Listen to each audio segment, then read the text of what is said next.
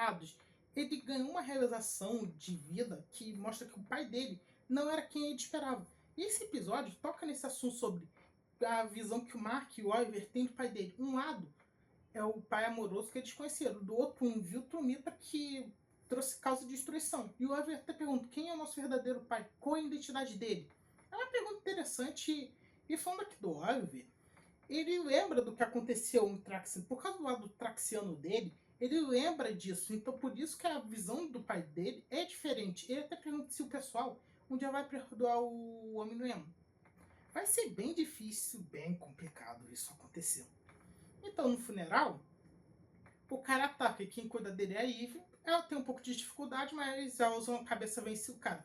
Eu fiquei meio, tipo, o Supermorph não explicou como funcionam os poderes do cara pra segurança da ADG? Porque, tipo, o pessoal já viu, ele fica mais forte com ele apanhando. Porque no primeiro sinal que ele bateu a cabeça, ele já não fica, opa, vamos apagar esse cara, vamos apagar esse cara. Por quê? Ele só foi burro e depois foi pra casa fazer um plano com a esposa. Que era fingir que sequestrou tanto a esposa quanto o filho para atrair o Invencível. O Mark, quando vê isso, ele vai para tentar dialogar, conversar. O Mark não quer lutar. O Mark, nesse momento, ele tinha ido no falar com o assistente do Cício para começar a ver sobre esse cara. E até o Mark entendeu, foi pesquisar, viu sobre as pessoas que ele não pensava nisso. Na verdade, o Mark pensava, ele próprio disse, ele pensava sobre isso, mas não sabia seus nomes. Ele ficava martelando isso na cabeça dele. E quando o Mark vai encontrar o cara para salvar os reféns, o Mark só dá um cheque para no cara, que carregou o cara. Que isso é uma coisa que eu vou falar. E quando foi soltar a esposa e o bebê, ela cospe no cara, no Mark, porque também tem a visão dela, a mesma visão do marido, uma visão bem distorcida.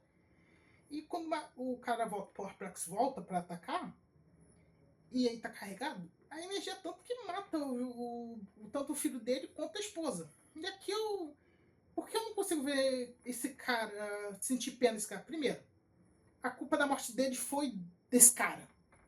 Literalmente, foi ele que matou. Não foi o Mark. Não tem o Mark nisso. Não tem culpa do Mark. Segundo, o Mark estava tentando salvar o pessoal. Tentou salvar, tentou ser o herói, mas, cara, ele estava enfrentando um ser que era bem mais forte que ele. E tá, o Mark pode carregar a culpa disso, mas o Mark não matou ninguém. Ele falou em salvar sim, mas não acho que é justo julgar essa culpa no Mark. Eu não acho. E tipo, nesse episódio inteiro, mostrou que esse cara tem surtos de raiva. É alguém traumatizado que tem descontrole emocional. Então não era muito pra gente tomar o lado dele. E já estava sendo mostrado que talvez isso da família dele acontecer com ele no episódio inteiro. Então, foi isso. O Mark conseguiu neutralizar ele e mandar ele para a prisão.